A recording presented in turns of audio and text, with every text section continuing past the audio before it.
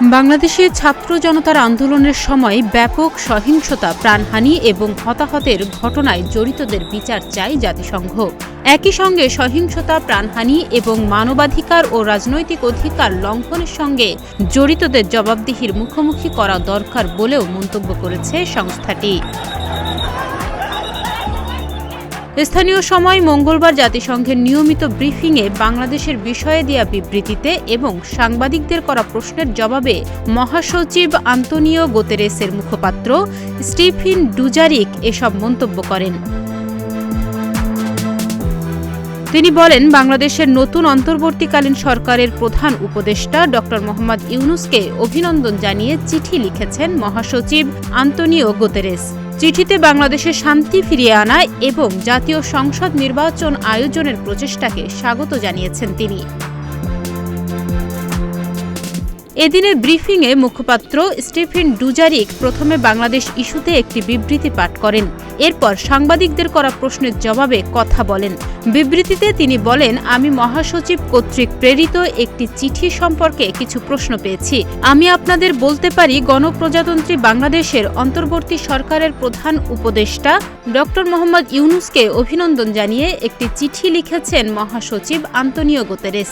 চিঠিতে মহাসচিব বাংলাদেশে শান্তি ফিরিয়ে আনা এবং সংসদ নির্বাচন আয়োজনের প্রচেষ্টাকে স্বাগত জানিয়েছেন।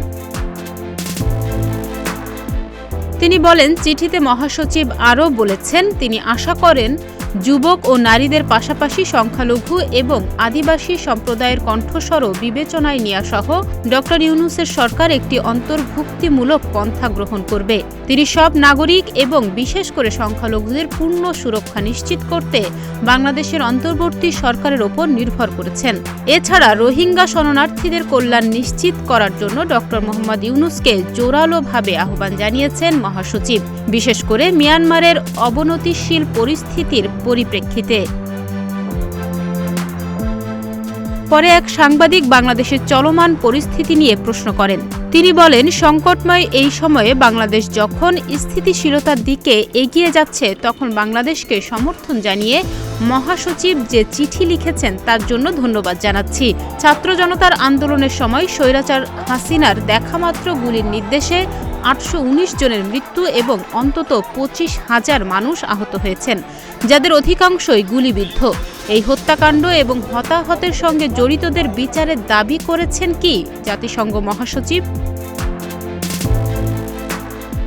জবাবে জাতিসংঘ মহাসচিবের মুখপাত্র স্টিফেন ডুজারিক বলেন, হ্যাঁ, আমরা এই বিশেষ সংকটের শুরু থেকেই জবাবদিহিতার কথা বলে আসছি। সহিংসতা, প্রাণহানি এবং মানবিক ও রাজনৈতিক অধিকার লঙ্ঘনের জন্য জড়িতদের জবাবদিহিতার মুখোমুখি করা দরকার। ডেস্ক রিপোর্ট, প্রতিদিনের বাংলাদেশ।